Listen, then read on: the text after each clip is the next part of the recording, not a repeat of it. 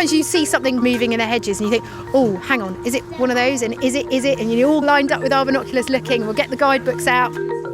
It's just a real buzz. There's a fantastic diversity of wildlife around us, and we're not really aware of the sounds and the smells, and this is the world that we live in, and we should be interacting with it and connecting with it a little bit more.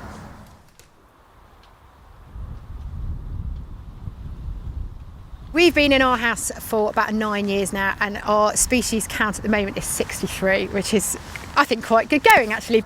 The most species that we see on the feeders are your classic garden birds like the blue tit, the great tit, green finches, grey spotted woodpeckers. What else? We get nuthatches, beautiful bullfinch this morning as well, male bullfinch with a really big resplendent orange chest, lovely. A lot of these species are brightly coloured, they're not brown, so they're really easy to spot. A robin. Male bullfinch, can you just see that red bit there?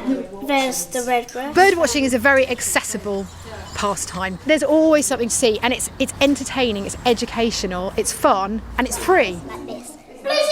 Blue tit up there. It's very easy to teach children maybe just 5 different species of garden bird. Why is it called a blackbird? Because it's black. Because it's black. And if you've taught your children 5, they'll want to learn about another 5.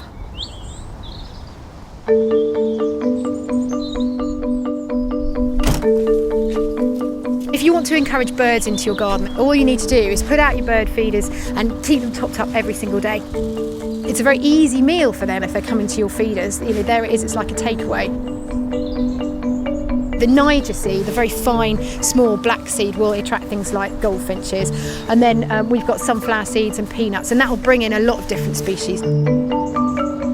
Fat balls are quite popular now, but if you want to make your own, it's so easy and really, really cheap. So you just get a lump of lard, you get a mixture of seeds, you can put all sorts of things in it, like sunflower hearts and millet.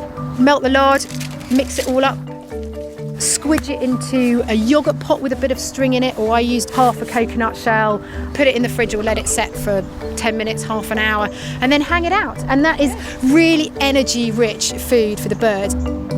We've sited our feeders quite close to some dense shrubs and hedge because a lot of the birds, they want to sit somewhere that feels secure, come in, grab some food and then retreat away. They don't hang around on the feeders, they'd rather be somewhere a bit more protected. Try and put feeders where you can see them. I've got this great spot where I'm washing up and I can see the bird feeders, and I'm watching them all the time.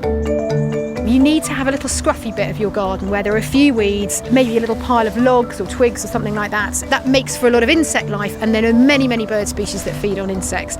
The more areas, the more different habitats you've got, the more diverse a wildlife that you'll have in your garden.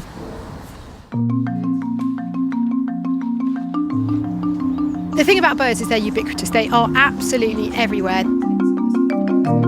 If you look out of your bedroom window, you'll probably see a bird. If you look out of your office window, you see a bird. If you're driving to work, you will see birds. They're a really good way into getting people connected with nature. If you can get people bird watching, they'll be hooked for life.